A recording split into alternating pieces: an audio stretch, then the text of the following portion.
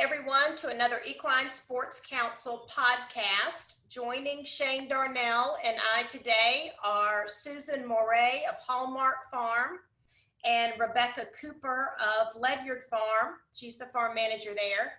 And Susan has two top stallions that will be showcased in the New York Morgan Stallion auction, which is going to be January the 30th. And we'd like for her to tell us a little bit about herself and her breeding program, and then later tell us some more about her two stallions. Hi, my name is Susan Morey. My husband and I own Hallmark Farms. We initially grew up in basically the Arabian world and have been doing the Morgans for about the last 10 years. And we feel like we've got two very good stallions. One is owned by Rick Hansing over here in Oklahoma City, and the other one by Lacey Wright. And one's Sea Dragon's older, a little bit older than the other, but well, I'll explain more about the stallions later. But we are enjoying the Morgan world and the Morgan people very, very much. We're glad you're here, Susan. So your husband, Stan, he's very active in the Arabian industry, correct? Yes, we don't show Arabians anymore, but he is the executive vice president right now and judges and stewards commissioner of the Arabian Horse Association. So it keeps him very busy. I'm sure it does. Thank you, Susan. And Rebecca, tell us a little bit about yourself and your background. Sure. I'm Rebecca Cooper, and I'm up here in King Ferry, New York. I am the farm and breeding manager at Ledyard Farms. And for the past few months, I have been a member of the New York Morgan Service Stallion Auction Committee and working to get ready for our auction at the end of the month. Awesome. All right, Shane, you want to? Sure.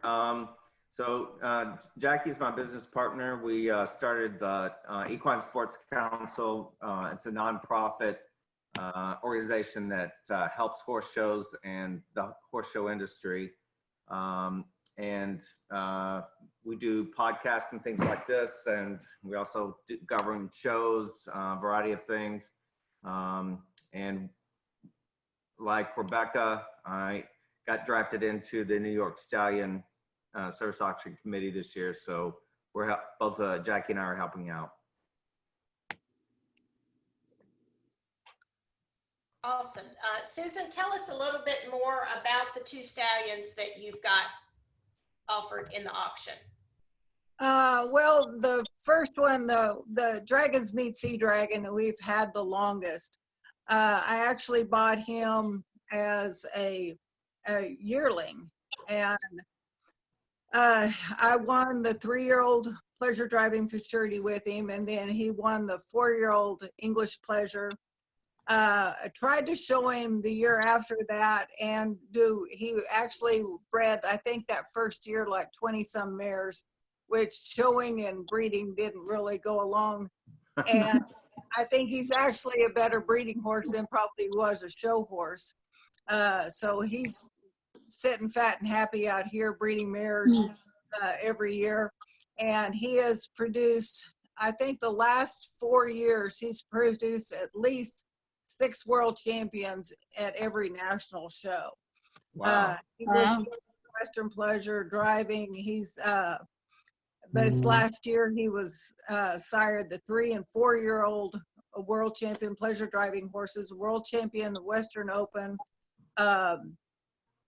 reserve world champion senior stallion. He's doing a great job for us, and we're getting a lot of positive feedback with him about how talented and how easy these horses are to work with. He wasn't the easiest thing in the world, but his babies seem to be. But so, do you have any of his get currently, or have you started his get from ground up? Actually, the Western horse I won the Open Western on, he was born and raised here on the farm. Okay, Remember Me, that's on Front Style Horse Report. Really? Okay. You know, we haven't had that many. The people that own him really aren't breeding much anymore. But he we've got actually, I've got two right now that are 2-year-olds that we're starting. But we've been probably breeding more outside horses than we have here. So, but the ones that we've worked with have been really, I've been very impressed with how easy they are to work with. They're very willing to work. Well, I know Great. one of the most popular stallions that we have in the auction every year, so we're really glad to have him back. Yeah, I've always liked supporting that auction. Awesome. Susan, both with the horses that you've worked with and just other people that have offspring of him, are there any physical characteristics that you see coming through? Like what consistently do you see with his babies physically, other than their great attitude to work with? Well, the one thing that we've noticed over and over and over again, and I get a lot of pictures, I always tell people, send me pictures, of the mares and the babies so I can kind of see where we're going. And he has bred a whole array of different breeding mares with different types of breedings. But the one thing we see consistently, I think he's putting a prettier head on his babies than he has. Okay.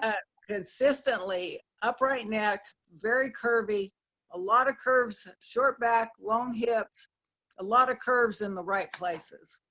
Awesome. Seeing that a lot. I've seen a lot of babies out of mares that he has bred that were a huge improvement over other babies that the mares have had. So that's what we're seeing a lot of, is a lot of curves in the right places, prettier, typier heads. Everybody says he has a beautiful head. I think he has a pretty head. I think his babies have prettier heads than him. So if someone had a mare that could maybe use some slight improvements with their heads, that would definitely be a good stallion to use in terms of putting a really pretty head and face on him. Pretty head, upright neck, shorter back, longer hip. Yes. Great. Should we jump to the Optimist? Sure.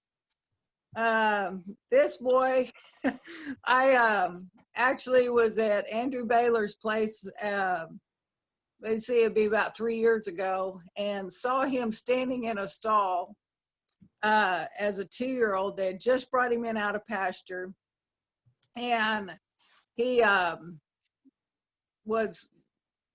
still had mud all over him. And Andrew didn't even want to show him to me. But anyway, I talked him into just pulling him out and letting me see him.